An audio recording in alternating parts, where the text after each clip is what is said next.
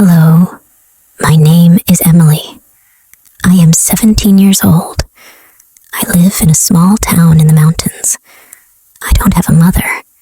She died when I was a baby. I only have one person in my life, my father, Oliver. My father is not like other fathers. He is different. He is like a child. He laughs a lot. He plays with me. He cries when I cry. He does not understand many things, but he is kind. He is soft. He has a big heart. I love him more than anything. Every morning, he makes breakfast for me. He cannot read, but he walks me to school. He says, "Emily is the smartest girl in the world." I smile when he says that. I feel like a queen when he holds my hand. People laugh at him. They say he is crazy. They don't see his heart. They don't see his love, but I see it. Then, one day, my happy life ended. It was a sunny day. The sky was blue. I was at school. My father was outside. I saw many police cars. I saw people shouting. Then, they took my father. They put him in handcuffs. They pushed him. They shouted, "You are a killer!" I screamed, "No! No! He didn't do anything! He didn't kill anyone!" But no one listened. My father looked at me. His eyes were full of fear. He cried, "Emily! Emily!" But the police didn't stop. They took him away. That night, I sat alone. My room was cold. My hands were shaking. My heart was broken. Where is my father? Why is he in jail? He didn't hurt anyone. He can't even kill a bug. He loves birds. He loves flowers. He is not bad. He is good. But no one believed me. That was the day my life broke. The next morning, I ran to the police station. My shoes were dirty. My face was wet with tears. "I want to see my dad," I shouted. The police looked at me. One man said, "Go home, little girl. Your father is a bad man." "No!" I cried.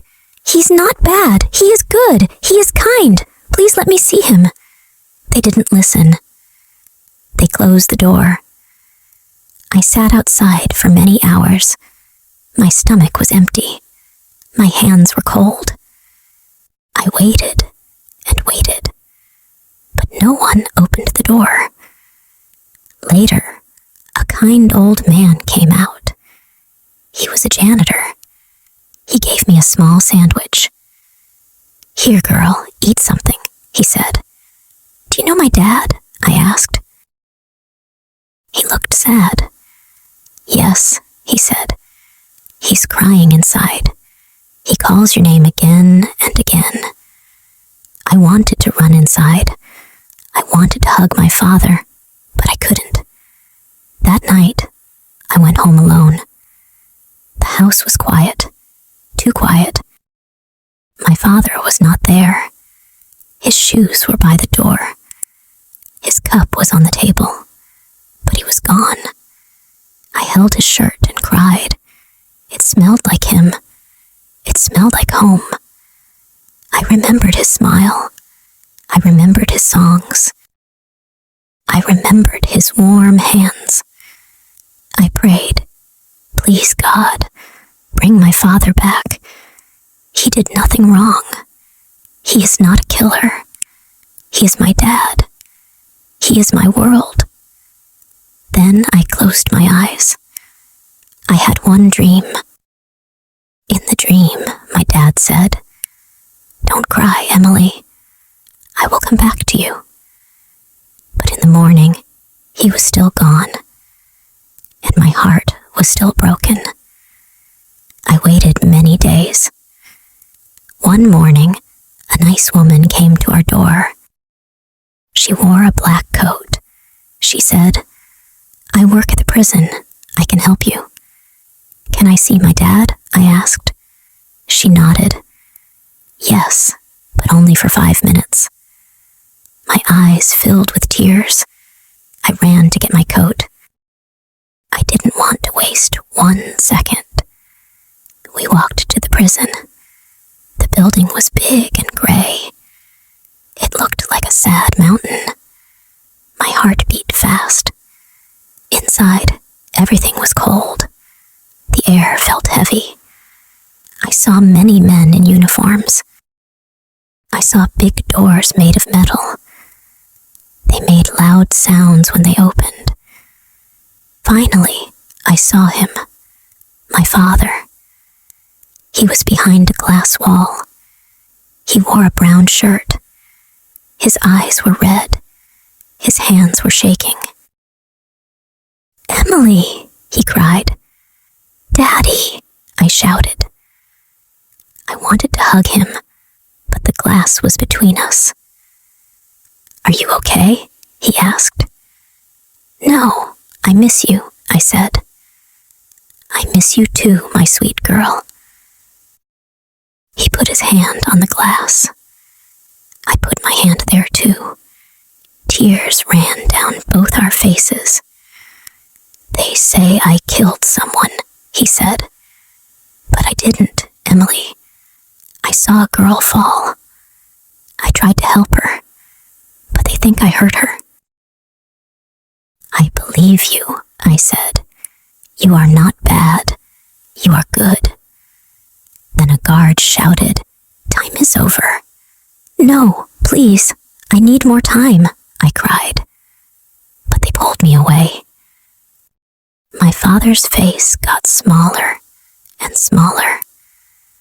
Then the door closed. I couldn't say goodbye.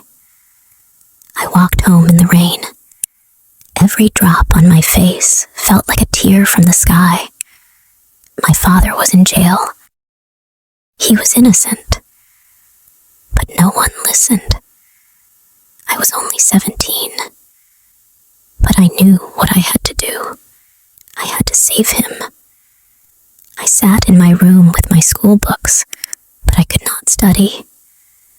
All I could see was my dad's face behind the glass. All I could hear was his voice. "I didn't do it, Emily." I believed him. I always believed him.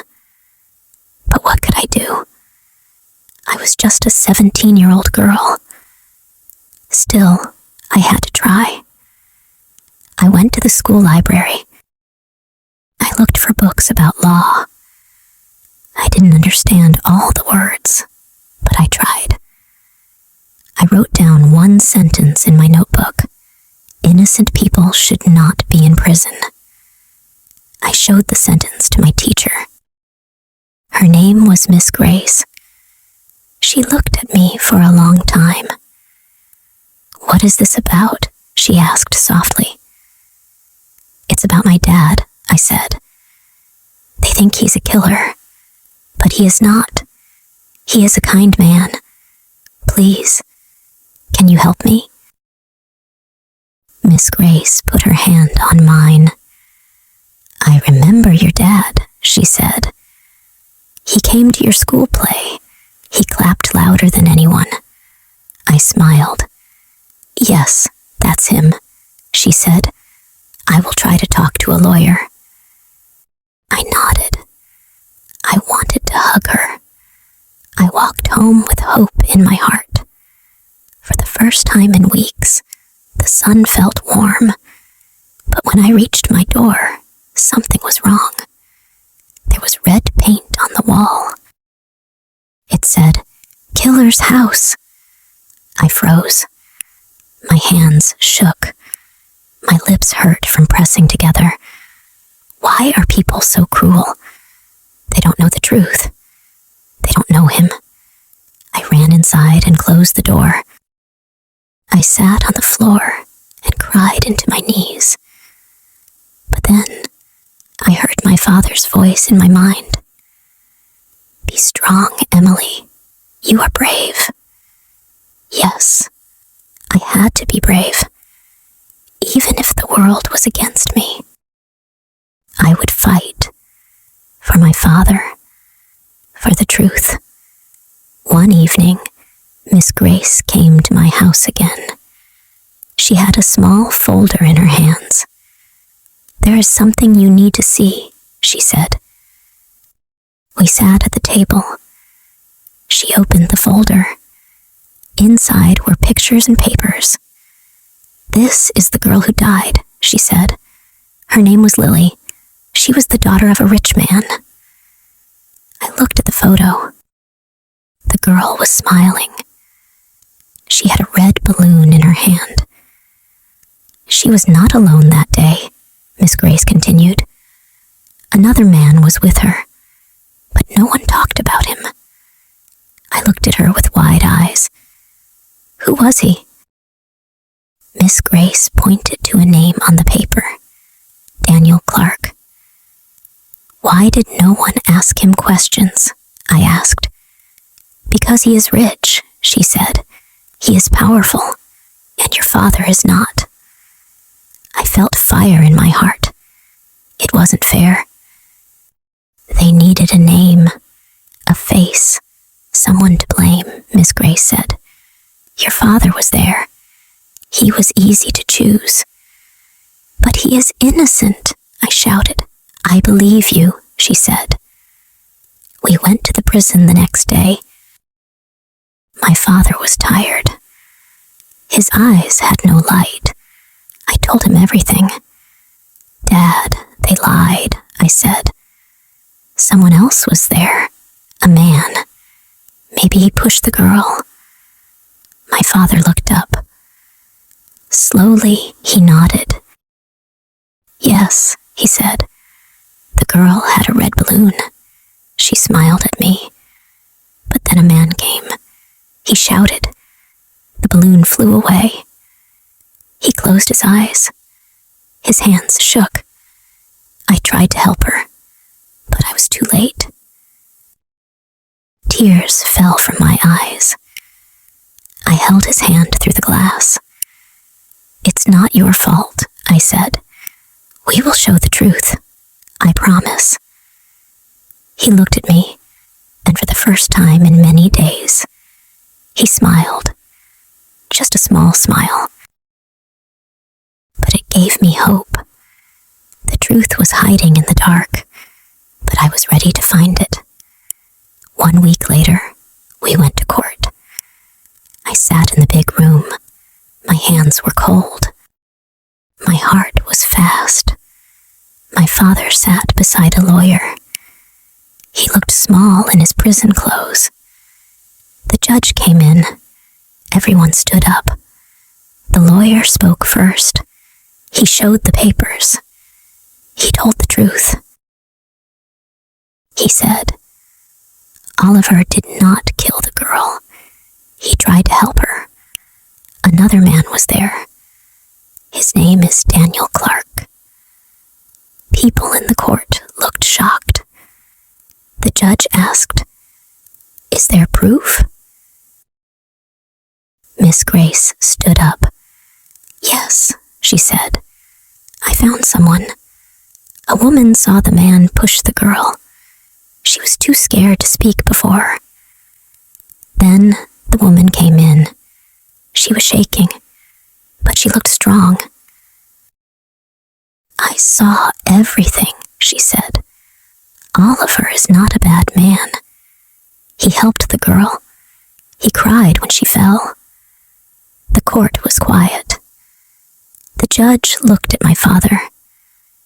You are free to go, he said. My heart stopped. Then I cried. I jumped from my chair. I ran to my father. Daddy, I shouted. He opened his arms. I ran into them.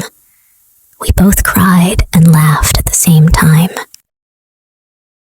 I told you I would come back, he said. Yes, I whispered. You did. We walked out of the court together. The sun was shining. The air felt new. People outside clapped for my father. Some said sorry. Some cried too. But we didn't care about the people. We were together. At home, I made tea. My father sat on his old chair. He looked at the birds outside. He smiled. Home, he said softly. Yes, I said, home. That night, I looked at the stars.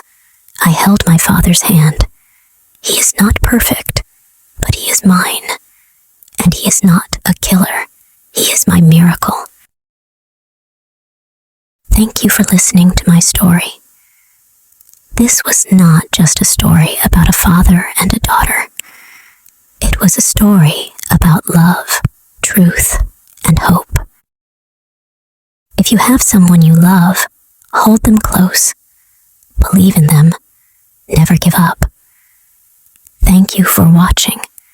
Please like, share, and subscribe for more beautiful and emotional stories. See you in the next one.